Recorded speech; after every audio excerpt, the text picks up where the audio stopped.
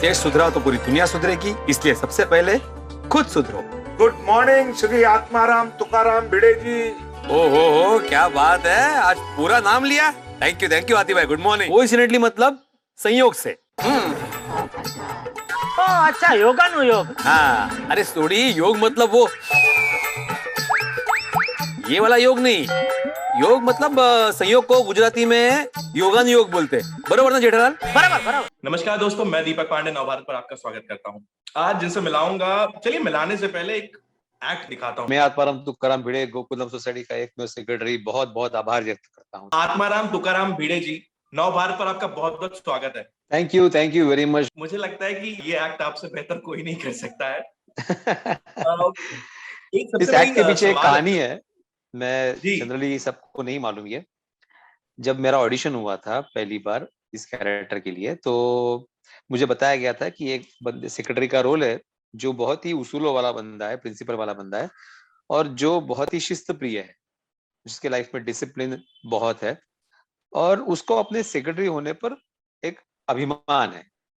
मतलब कि भाई मैं अपना काम अच्छे से कर रहा हूँ।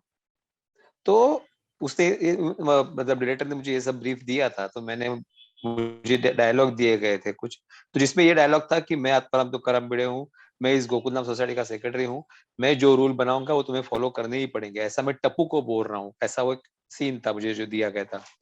तो मैंने जी। अपनी तरफ से वहां पे मैं आत्माराम तुकाराम भिड़े गोकुलधाम सोसाइटी का एकमेव सेक्रेटरी बोलते हुए मैंने ऐसा थोड़ा सा किया कि भाई जो जैसे खुद को एक अभिमान है, और एकमेव शब्द मैंने वहां पे ऐड किया, मींस वन एंड ओनली। उसका अर्थ ये होता है कि दूसरा कोई सेक्रेटरी नहीं है, एकमेव मतलब मैं ही हूँ। तो डायरेक्टर को मुझे वो लगता है वो बहुत अच्छा ट्रेडमार्क बन लगा। गया। तो वो पता नहीं आगे जाके वो उन्होंने बोला कि ये जब जब तुम बोलोगे इसको कंटिन्यू रखना, और वो आगे जाके एक ट्रेडमार्क बन गया। बहुत खूब। मुझे लगता है वाकई किसी को नहीं पता होगा कि इसके पीछे नहीं, कहानी हाँ। क्या थी एकमेव का। तो इसी तरह से सर, मतलब लोग तो आपको सिर्फ एक ही नाम से जानते हैं, आत्माराम तुकाराम भिड़े। तो मेरी आपसे गुजारिश होगी कि सर आपका असली नाम कम से कम जनता तक पहुंचे। नहीं, मेरा असली नाम है मंदार अशोक चांदवड़कर। ये मेरा असली नाम है। मतलब ये लोग अब तक तो, क्योंकि मैं जब मैंने रिसर्च करना, सर हम इंटरव्यू के पहले मैं रिसर्च करने की जब बात की, तो मैं तो जानता हूं, लेकिन कई बार ऑडियंस को आज भी अच्छा हाँ, वो नहीं आत्माराम तुकाराम जी का इंटरव्यू लेना है। मैं बोला हाँ, उन्हीं का ना इंटरव्यू लेना है। नहीं, अभी क्या है ना, ये अपने यहाँ पे अपनी टीवी इंडस्ट्री का प्रभाव ही इतना है। आज भी हम लोग शोले के गब्बर को गब्बर ही पहचानते हैं, या कालिया को कालिया ही पहचानते हैं, सांभा को सांभा ही पहचानते हैं। उनका असली नाम फटाक से दिमाग में नहीं आता है। भले उन्होंने बहुत वाकई सारी फिल्में की है, काफी सारे वो फेमस है, लेकिन फिर भी अरे ये तो कालिया है, ये तो सांभा है, ऐसा ही। मतलब इतने साल हो गए शोले को आज, लेकिन फिर भी वही कैरेक्टर्स याद है। तो ये तारक मेहता का उल्टा चश्मा तो भगवान की दुआ से 14 साल से चल रहा है, तो ऑब्वियसली हम लोगों का एक नए से नामकरण हुआ है। मैं बोल सकता हूँ। सर, जब अपनी पर्सनल लाइफ में आप होते हैं, तो क्या यही डिसिप्लिन मेंटेन करते हैं जिस तरह से आप सेट पे दिखते जी, हैं, एक जी टीचर का, बिल्कुल। एक शिक्षक की तरह से? I am absolutely discipline person in my personal life में। इसका श्रेय दूंगा मेरे टीचर को, विकास काड्डारी जी उनका नाम है। अभी वो नहीं है इस दुनिया में, लेकिन वो उन्होंने जो हमें पाठ पढ़ाया था जब मैं 8वीं में था, तब मैं हमारे स्कूल में एनसीसी थी, नेशनल कैडेट कोर। मतलब हर स्कूल में एनसीसी, स्काउट, गाइड, आरएसपी सब है, तो मैंने एनसीसी सिलेक्ट किया था। तो वो थोड़ा सा ट्रेनिंग मैंने 2 साल उसी का लिया हुआ था। तो उस ट्रेनिंग के चलते हुए मुझ में बहुत सारी डिसिप्लिन उसमें उस वक्त आ गई थी। और मेरा ये बहुत मानना है कि आप किसी भी क्षेत्र में हो, किसी भी क्षेत्र में हो, आप अगर डिसिप्लिन हो तो आपको सक्सेसफुल बनने से कोई नहीं रोक सकता। ऐसा नहीं, वाकई बात तो सही है। तो ये डिसिप्लिन का तो रूल रहा। तो जिस तरह से सोसाइटी, गोकुल धाम सोसाइटी में एक सेक्रेटरी का रोल प्ले करते हैं, तो जब आप अपनी सोसाइटी में रहते हैं, तो क्या सोसाइटी में अप्रोच आया, अच्छा सर एक काम करिए, ये पद भी आप ही संभाल लीजिए? जी बिल्कुल आया, बिल्कुल बोलते हैं, लेकिन मैंने बोला भाई मुझे वहां पे वो पद संभालने के इतने इतने पैसे मिलते हैं, आप देने वाले हो तो मैं संभालता हूँ। तो फिर इमीडिएटली बोलते हैं नहीं, तो हमारे क्योंकि ये सेक्रेटरी का जो जॉब होता है वो बिल्कुल भी ऑनररी जॉब होता है, मैं जानता हूँ।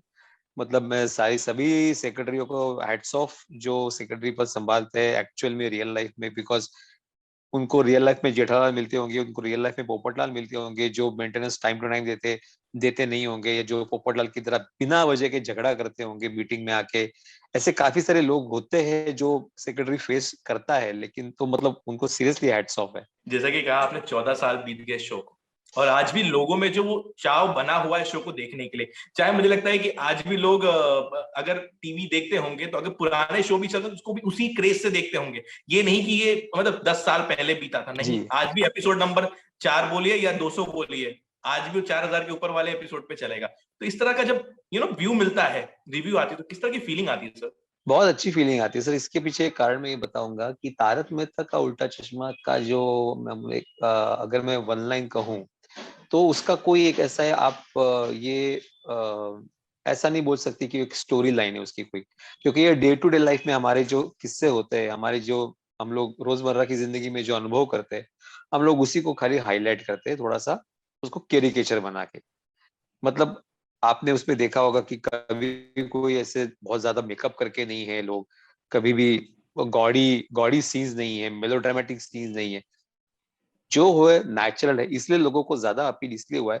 ऐसे भी सीरियल बहुत बार पहले भी आ चुके हैं, लेकिन ये तारक मेहता का उल्टा चश्मा की खासियत ये है कि आज लोग भी देखते तो इमीडिएटली कनेक्ट हो जाते हैं। जैसे महाराष्ट्रियन मेरे साथ इमीडिएटली कनेक्ट होता है, क्योंकि मेरे घर में जो किस्से होते हैं जो मैं करता हूँ वही मैं वहां पे जाके करता हूँ, मैं कुछ अलग नहीं करता।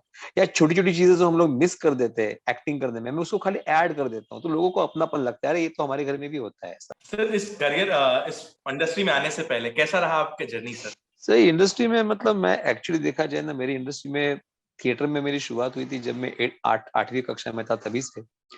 फिर मैं एजुकेशन कंप्लीट हुआ, फिर मैं दुबई चला गया जॉब के सिलसिले में। फिर वहां पे भी मैंने अपना एक थिएटर ग्रुप प्रोड्यूस किया।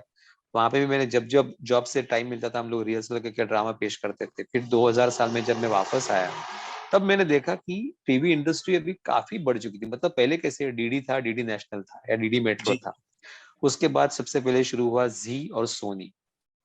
फिर धीरे धीरे रीजनल चैनल शुरू हुए और काफी सारे अलग अलग चैनल शुरू हुए। 2000 में मैंने देखा काफी बदलाव आ गया था इंडस्ट्री में, काफी सारे चैनल्स इंट्रोड्यूस हुए थे। ऐसा है कि आप इसको एक करियर चुन सकते हैं, टीवी इंडस्ट्री को इतना इतना काम है आज बाकायदा।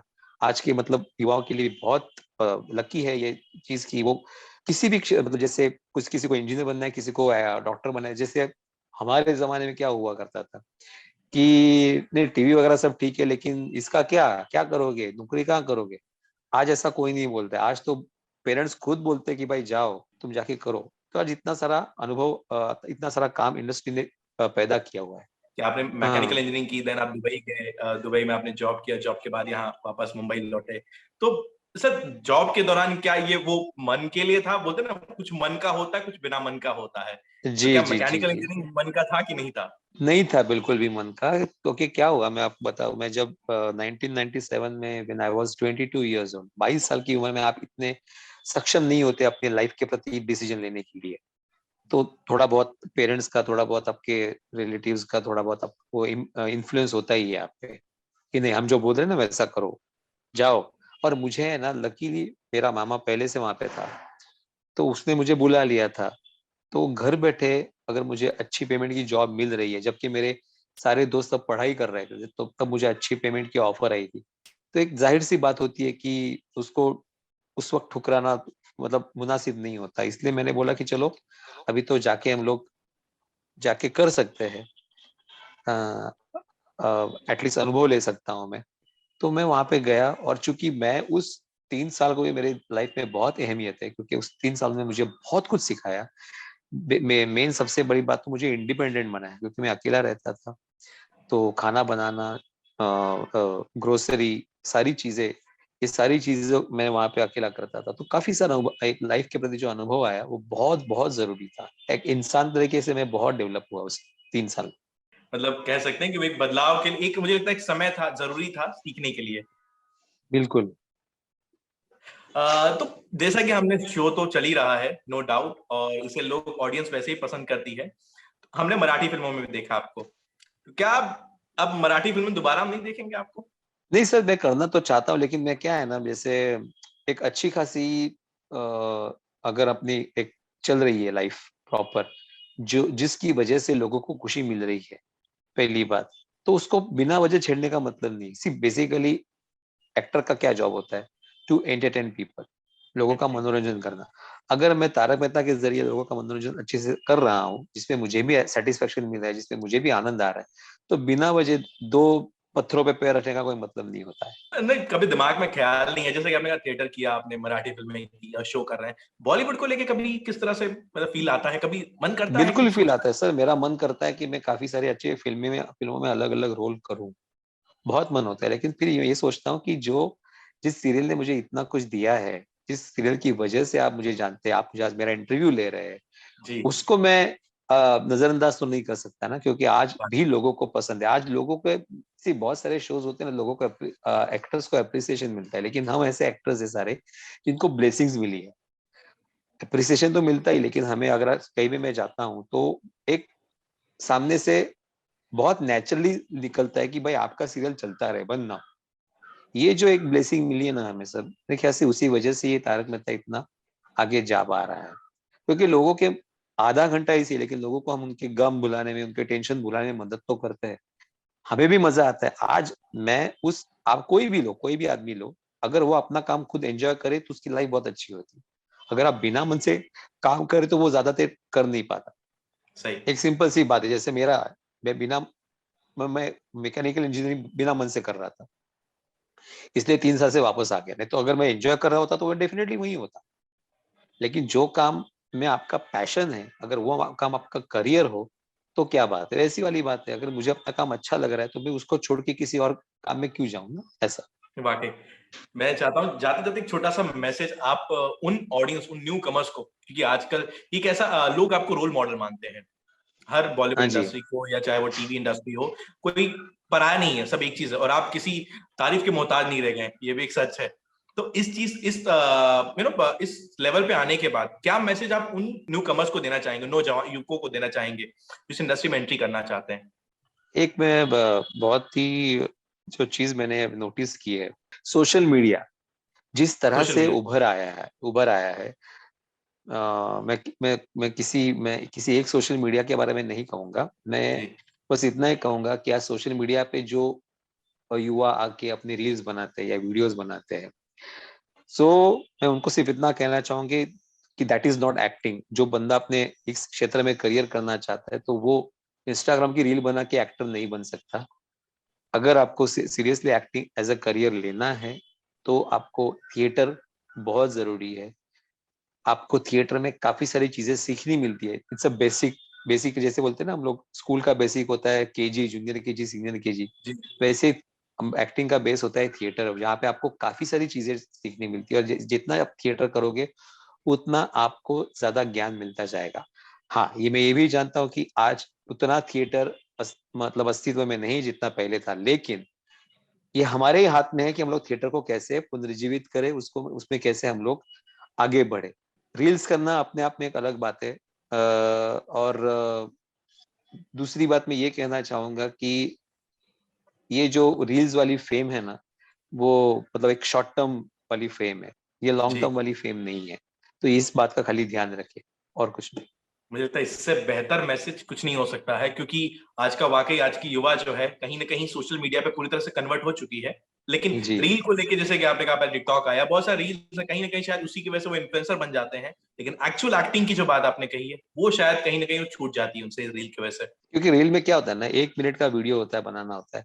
लेकिन अगर आपको एक पेज का डायलॉग दिया जाए, अगर वो बोले कि चलो हम लोग इसको टेक करते, तो वो बंदा नहीं कर पाएगा, क्योंकि उसकी वहां पे अनुभव की कमी होगी। शायद आप यही कह रहे हैं। सर बहुत बहुत शुक्रिया हमसे बात करने के लिए, और हम और नवभारत का परिवार चाहेगा कि आपका शो इसी तरह सालों साल चलता रहे सर, और आप इसी तरह थैंक यू अपना सो मच। लोगों का दिल जीतते रहें। ढेर थैंक यू सारी वेरी मच, शुभकामनाएं thank you sir. Very much.